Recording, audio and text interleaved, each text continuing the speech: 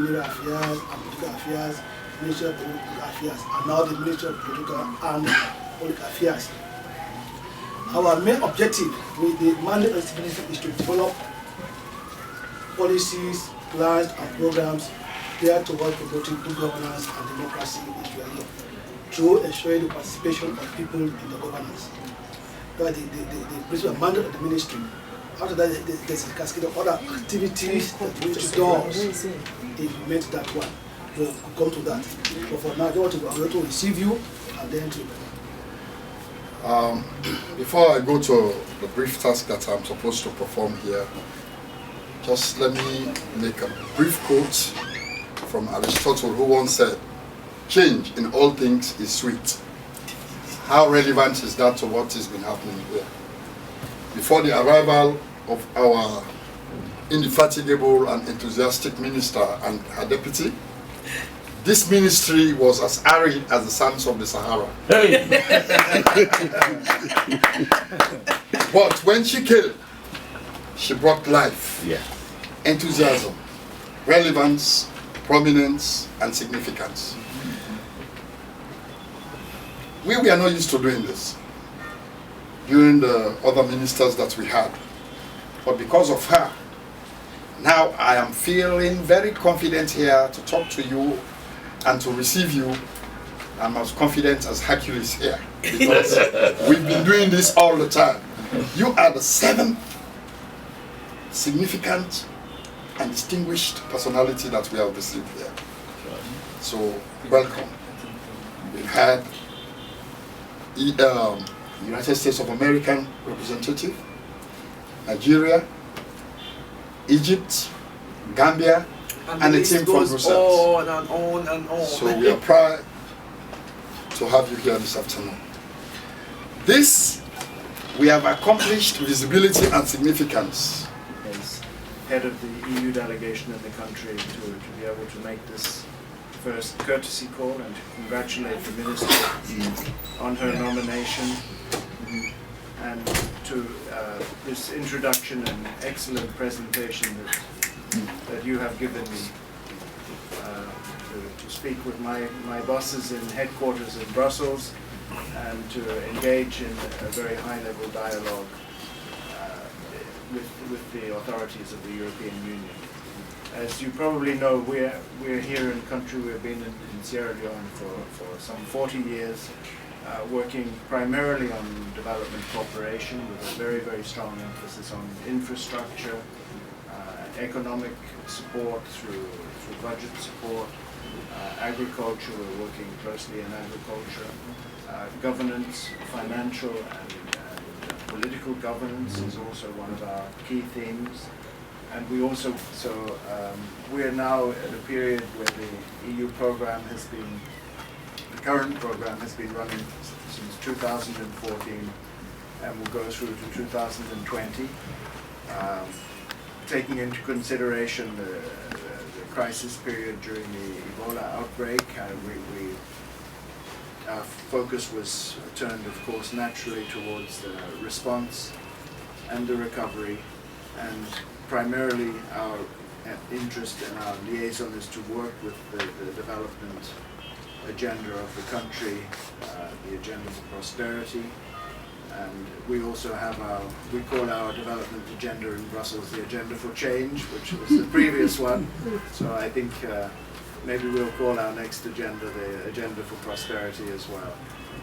The EU is very, very closely involved with the government authorities and accompanying the government of President Koroma in this critical phase of delivering on the recovery program and also setting the stage for a successful electoral process which is coming up in early 2018, and in that regard we work hand in hand with the other European member states here, with the international donor community, the UN, and other donors, including the US, in a collaborative fashion within the agendas set by the government of Sierra Leone. So once again, it's an honor to... Deputy Minister and my fellow colleagues here, good afternoon. The Minister of Political Affairs traveled following an invitation by the Sierra Leone Central Union based in the Netherlands sometime in August.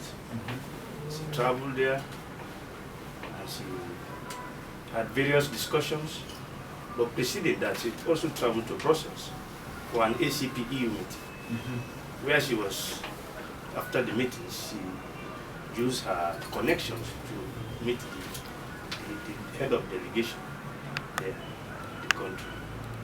So she discussed various issues, and one of the issues she was pointing at is for her to get help so that Sierra Leone can build up a diaspora policy. The formulation of a diaspora policy is her priority. Her being the supervisor of diaspora issues in Sierra Leone and being appointed by the president, His Excellency, for her to look into diaspora is one of the portfolios she's also overseeing. So her interest, upon assumption to duty, was to look at how best she can handle, because the policy, diaspora policy is absent. So how can you tap into the migrant capacities out there? They will ask you questions. How can I come? What is the confidence? What's credibility? Under which conditions I'm going to invest my money to come and build capacity there?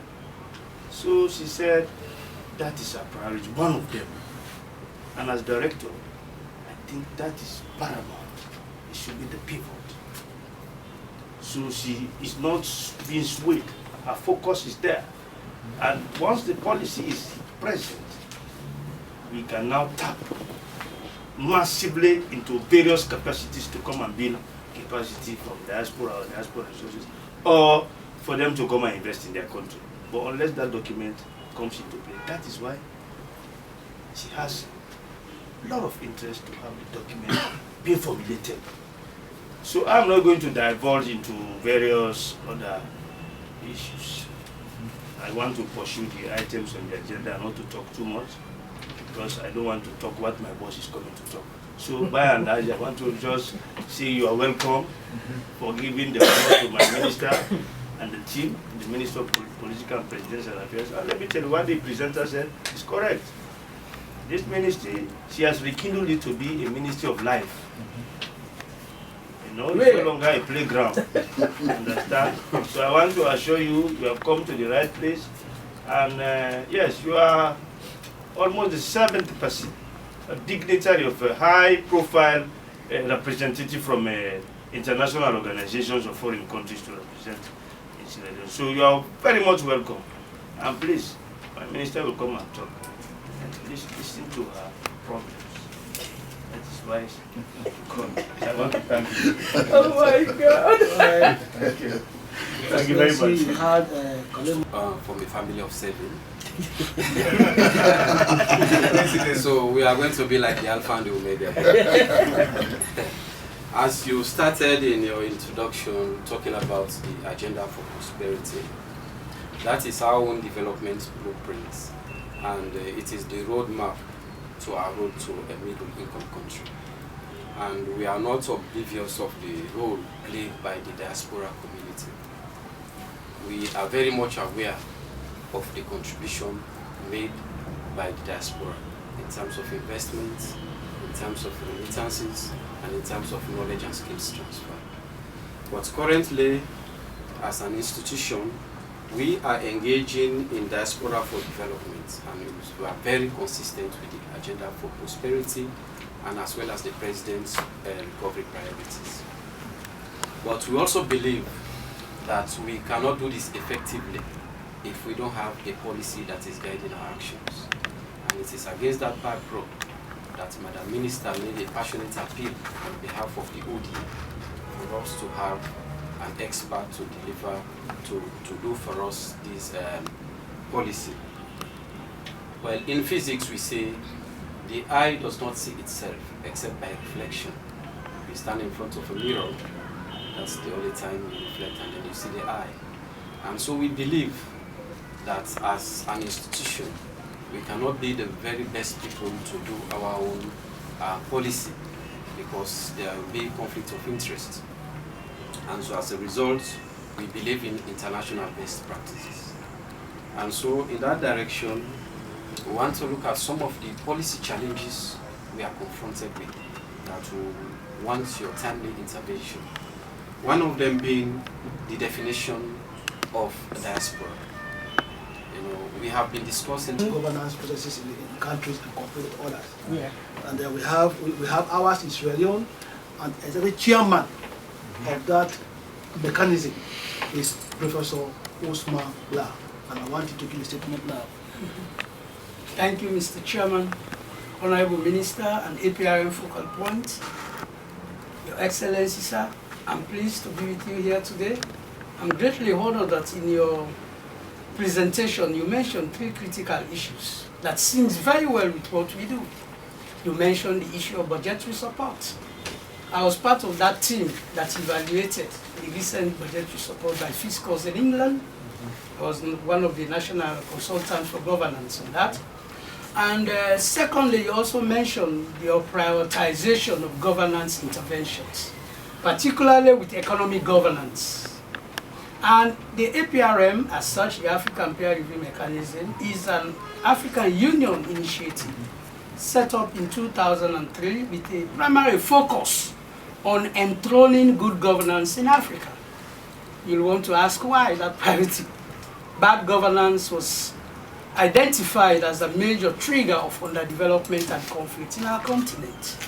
Why? Because our leaders, they didn't have anybody to account for their political stewardship in their various countries, because they held on very strongly to sovereignty. Sovereignty that obstructs the development of other states is not proper sovereignty. So it's no longer an issue where you say what happens in the backyard of somebody else in the area of governance has nothing to do with you. You could realize that in the 1990s, Liberia imploded. In 1989, there was a spillover effect from Liberia to Sierra Leone. Why? The issue of bad governance. There was an authoritarian political system that did not take the issue of human rights, that did not take the interests of the citizens and their welfare, and then people became aggrieved, and then implosion occurred. We didn't do much from the other side. It spilled over in 1991 to our country.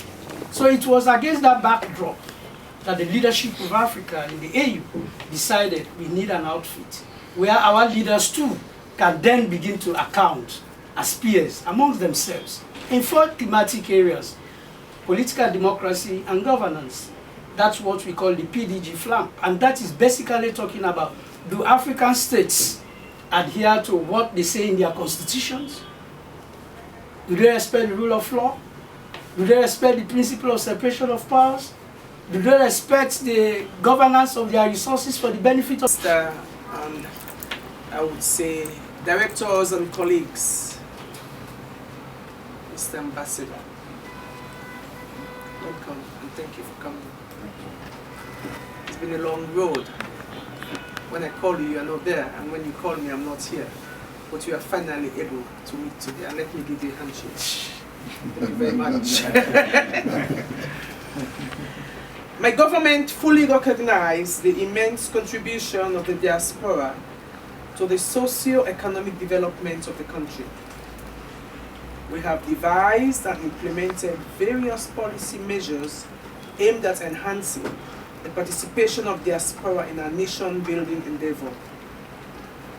Having recognized the diaspora as a source of financial, human, intellectual, and social capital, and also witnessing its significant contribution for the economic growth and development of the country, we are planning to launch a national diaspora policy in order to create a conducive environment to enhance and bolster their participation. But we cannot do it without your help. The major goals of this policy include preserving the rights and benefits of the diaspora, improving diaspora engagement in investment, trade and tourism, enhancing knowledge and technology transfer, promoting cultural values and promoting image building, advancing diaspora participation in good governance and democracy, as well as encouraging philanthropy and development associations. We have commenced implementing the policy step by step, and I want to assure you that in the process of devising various implementing directives, we'll consult with you to provide invaluable inputs to enrich them. In today's global economy, Mr. Ambassador, there is an increasing reliance on international networks to develop mutual partnership, cooperation and collaboration, as well as on transfer of knowledge and technology. That is why we are exerting utmost effort to mobilize our fellow diaspora members to serve as a bridge in forging such mutually beneficial partnership and cooperation for the betterment of our people. For us in Sierra Leone, the need for intellectual capital by way of knowledge and technology transfer is more pressing than ever before to vigorously sustain our two-digit economic growth achieved over the last 5 years and to remain competitive in global economy. We believe that a huge untapped knowledge diaspora with its tremendous intellectual capital can effectively fill the skill and knowledge gap in various socioeconomic sectors. My ministry supervises the Office of Diaspora Office, and I was opportune to have attended the ACP EU meeting in Brussels. I was privileged to have a meeting with the Director General of the European Commission, who happens to be your boss, and this is a follow-up of the meeting in which I clearly stated that I need help with the diaspora policy, as having a neutral person would add credence to it. Apart from that, my ministry would want to host a workshop with the members of the civil society on good governance and the rule of law. These two important elements, Mr. Ambassador, need funding. And my ministry, our ministry, is cash-strapped at this time. And when I had a meeting with your supervisor, they actually called a meeting with Zoltan and a few other people, and he was the one who more or less directed me to you, telling me that you have a budget that will be able to help me out. Let me, on behalf of the Ministry of Political and Public Affairs in general, and the Office of the Diaspora in particular, crave your indulgence in giving us a helping hand. Once we have a diaspora policy in place, members of the diaspora will feel more confident to come home and help with the expertise, as they will definitely have a fallback position to go to. Let me end by thanking you tremendously from the ground of my heart for taking time off your busy schedule to come and visit with me and my staff. That form part of our package, but what I would like to suggest is that we have a meeting perhaps at a more technical level, if you would like to nominate somebody from your team with my head of cooperation, with somebody from the Ministry of Finance, and to explore different options of how we can contribute. I will make no promises in terms of budget, because I know. Ultimately I have a very special privilege of representing the union, but I have different entities that control the funding, including the same government of Sierra Leone, the National Authorizing Officer. So I think that what would be good is to have a triangular discussion and to look into programs that we have ongoing. We have financial governance programs through budget support. These are already ongoing. I think you know the technical assistance team. I mean, maybe we can explore synergies with the ongoing programs. And we are now in the process of launching a new program that should come on stream next year. And on behalf of myself and Madam Minister and the chairman, the executive chairman of the wonderful APRM, and the one and only director of the Office of the Diaspora, Doctor, His Excellency, Ambassador Peter, I hope you come in. You have to come in big. I know there are many channels. I know there are many holes. There are many difficulties in accessing some of these funds. But I hope you will come in. You have to come in. Why should you come in? You have to. Minister of Political and Public Affairs, look, there are many ways that we can have funds from you. It's a two-fold. It deals with governance, the political aspect, and the public affairs. We need to sensitize the people. We need to tell them about elections. You've been here for 3 years. And for any country that, if stability is not there, I'm afraid, and sooner or later we come in 2018. There are people over there, they don't know what is going on, even about the elections. I think that is the area that the European, you have to come in. You don't need to wait until when trouble comes. If you don't play now, us to go to the Hague. So telling us that we have to try out there. So I think our ministry, Mr. Ambassador, please go and tell them that you have to come in. We don't want to pass through the Minister of Finance. There are many, many, many issues that we know that we cannot say. The good thing is, the whole set of these people are from the diaspora. He was in the diaspora. He was in the diaspora. You see him, he's a disabled, he's a doctor, he's a professional in his own field. He's been in this country to contribute. The same thing with the director. He's from abroad. The same thing with the gentleman. The same thing with the minister. He's from abroad. The same thing with me seated here. The same thing to everybody here. So you see what the diaspora can do? The reason why we want to have this policy, which is fundamental, I think it's a legal binding document that will enable, that will guarantee people over there to know that there is people who are reputable here. But I think with you, the European Union, you know exactly what does that mean. They know what diasporas can do, and especially Europe. It's a big, big, big block in this country, in this world. European Union, after the United Nations, I think we're counting up the European Union. I think you have to come in. The reason you have to come in, we don't want 2018. If I want to see you, I see that's Peter, he has done A, he has done B, he has done Z. We came in.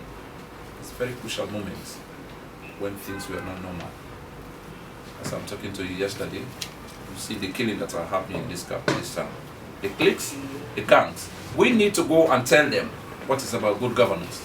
Without this stability, I'm afraid, I think we have to be grateful to the government of His Excellency Dr. Anes Baikorum. But the day shall have come when the APRM members will come and will tell them about the good governance that this government has produced. Road infrastructure, you see electricity we are now enjoying before this day. We see that there was no light. Education,